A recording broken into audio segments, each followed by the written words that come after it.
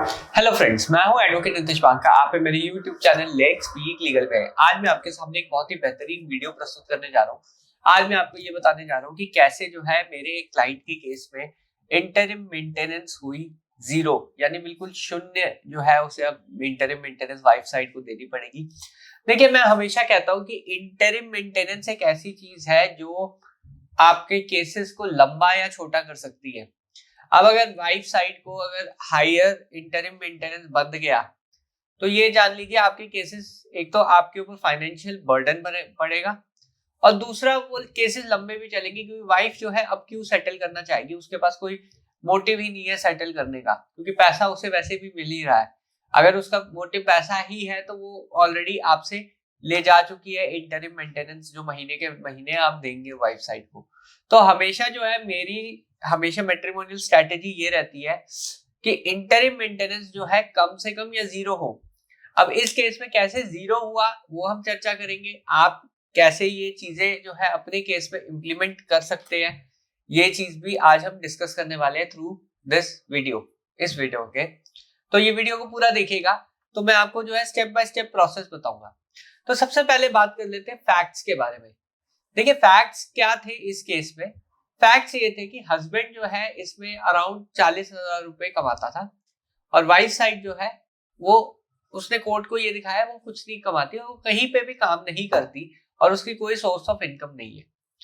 साथ ही साथ wife side ने अपना इनकम एफिडेविट फाइल किया, पर बैंक अकाउंट्स अपने जो आ, वो बैंक अकाउंट शो किया जो बिल्कुल इनएक्टिव था, उसमें कुछ नहीं आ रहा था, तो वो चीज उसने शो की। और हस्बैंड साइड ने ऑब्वियसली 3 साल की अपनी सैलरी स्लिप्स और अपने बैंक अकाउंट स्टेटमेंट शो किए, तो उसकी इनकम जो थी 40,000 रुपए महीना आ रही थी, उस बैंक अकाउंट स्टेटमेंट में भी दिख रहा था। तो हस्बैंड साइड का तो ये था, और उसने अपने माता पिता को जो है डिपेंडेंट शो किया था इनकम एफिडेविट में। वाइफ साइड ने जो है यही कहा कि उसका हस्बैंड 50 से 60 हजार रुपए कमाता है, बट उसके पास कोई प्रूफ नहीं था कि वो 50 से 60 हजार रुपए कमाता है। कोई भी प्रूफ ऐसा सबमिट नहीं कर पाई, तथा जो इनकम स्टेटमेंट है, बैंक अकाउंट स्टेटमेंट है, उसने लगाई नहीं अपने इनकम एफिडेविट के साथ। हमने इसका बहुत ही ज्यादा विरोध किया, ऑब्जेक्शन रेज किया। हमने कहा कोई भी bank account statement wife side ने नहीं लगाया। एक दो डेट्स ऐसी गुजरी, जज साहब ने भी बोला कि आप अपनी बैंक अकाउंट स्टेटमेंट 3 साल की लगाइए, तब वाइफ जो है इनएक्टिव बैंक अकाउंट की स्टेटमेंट लाके रख देती है। अब यहाँ पे थोड़ी सी समझदारी आपको जरूरी करनी है। आपको ये पता करना है कि वाइफ, क्या आपकी वाइफ वर्किंग है या कहीं पे कार्यरत है, या कौन सा अकाउंट वो मेंटेन कर रही है जिसके थ्रू वो पैसे ले रही है लोगों से। तो ये सारी इंफॉर्मेशन जो है आपको पता करनी होगी वाइफ साइड से कि ये सारी इंफॉर्मेशन है अवेलेबल अभी या नहीं। तो इसके लिए वाइफ साइड जो है अपनी ट्रू इनकम छुपा सकती है, कहाँ वो काम करती है, क्या पता उसने काम करना शुरू कर दिया हो। आपको पता करना पड़ेगा। अगर आप पता नहीं करेंगे तब आपके लिए प्रॉब्लम है। आपको ये चीज हमेशा पता करनी पड़ेगी कि वाइफ साइड कहाँ पे वर्क है।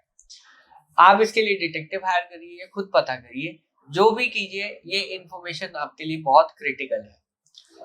अब मैं जो है इसमें अब तरीका बता देता हूँ, क्या अब आपको तरीका अपनाना है अगर आपको ये चीजें पता है। अगर आपको ये चीजें पता नहीं है तो फिर मैं आपको यही एडवाइस दूंगा कि आपके ऊपर मेंटेनेंस बनेगी। हस्बैंड अगर 40-50 हजार रुपए कमा रहा है तो 1/3 अमाउंट मिनिमम बनेगा ही बनेगा, और वो भी from the date of application.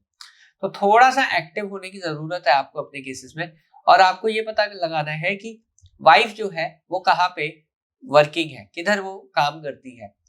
तो अगर आपको ये पता चल जाता है कि कहाँ पे वो काम करती है, फिर आपके अंदर ये सवाल आता है कि फिर मैं वो डॉक्यूमेंट्स निकालूंगा कैसे। अब आपको फिक्र करने की कोई जरूरत नहीं है। अब आपके लॉयर का काम शुरू होता है यहाँ से। उसे जो है सेक्शन 91 सीआरपीसी की एप्लीकेशन लगानी होगी। एप्लीकेशन में बैंक अकाउंट डिटेल्स और जो भी स्टेटस है, कहाँ पे आपकी वाइफ कार्यरत है, उसकी एम्प्लॉयर की डिटेल्स जो है मंगवाने के लिए सेक्शन 91 सीआरपीसी का प्रयोग आपको करना पड़ेगा। आप जैसे ही सेक्शन 91 का प्रयोग करेंगे तो वाइफ साइड जो है तुरंत ही वो सारी की सारी इंफॉर्मेशन कोर्ट के समक्ष पेश कर देगी।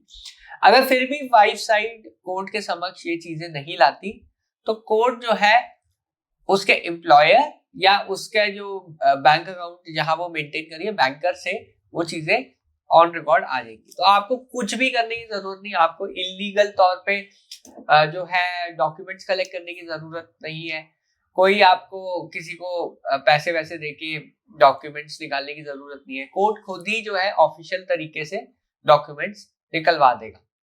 अब जब ये डॉक्यूमेंट्स ऑन रिकॉर्ड आएंगे तो इनका फर्जी होना तो नामुमकिन होता है, और जिस सोर्स से वो डॉक्यूमेंट्स आ रहे हैं वो बिल्कुल ऑथेंटिक सोर्स है। बैंक के डॉक्यूमेंट तो बैंक से ही आ रहे हैं या फिर एम्प्लॉयर के डॉक्यूमेंट से तो एम्प्लॉयर से ही आ रहे हैं, तो इनको जो है प्रूफ करना भी कोर्ट ऑफ लॉ में आसान है। तो हमेशा जो है आप परेशान मत होइए कि कहाँ से आएंगे डॉक्यूमेंट्स, ऐसा जो है कोर्ट खुद ही ऑर्डर करेगा जब आपके पास इंफॉर्मेशन होगी।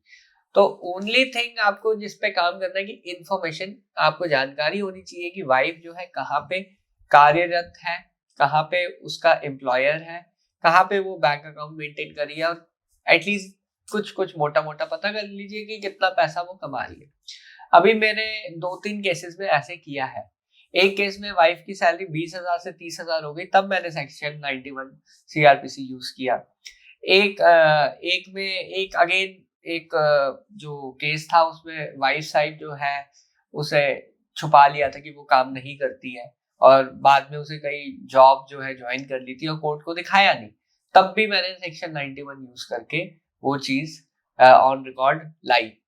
और इस केस में भी हमने ऐसे ही किया।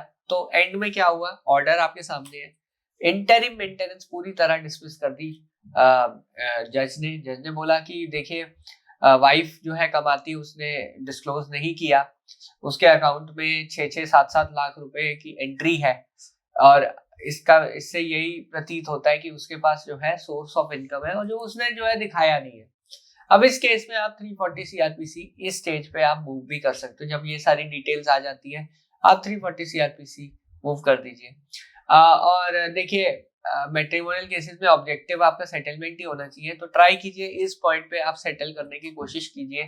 अन्यथा क्या होगा कि वाइफ साइड फिर अपील में जाएगी और फिर आप अपील कंटेस्ट करोगे, तो बहुत सारी चीजें हैं जो वाइफ साइड जो है ऐसे में करने की कोशिश करेगी।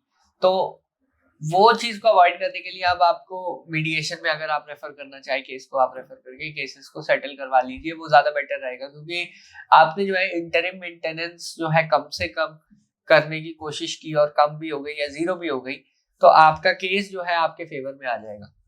तो ये जो है एक लौती चीज है जिसपे आपको बहुत अच्छी तरह काम करना है, और अगर ये चीज आपके फेवर में आ जाती तो आपके मैट्रिमोनियल केसेस पूरी तरह से सॉल्व हो जाएंगे। तो ये चीज का आप रखें ख्याल। बहरहाल वीडियो देखने के लिए बहुत बहुत धन्यवाद। अगर आपको ये वीडियो पसंद आई है तो प्लीज मेरे चैनल को सब्सक्राइब कीजिए, वीडियो को लाइक कीजिए। मैंने कुछ जो है 91 सीआरपीसी पे आर्टिकल्स भी लिखे हैं, वो भी आप जो है डिस्क्रिप्शन बॉक्स में जाके चेक कर सकते हैं। धन्यवाद, थैंक यू।